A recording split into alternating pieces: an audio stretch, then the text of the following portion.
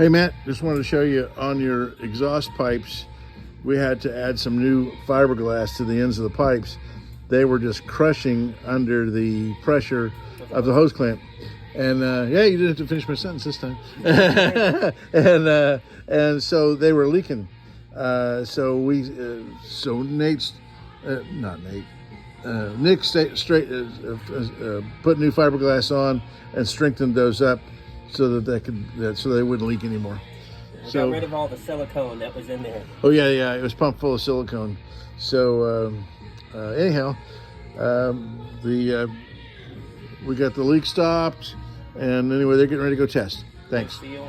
Huh? New seal. Put a new seal, new shaft seal on it, and turned the face of coupling down. It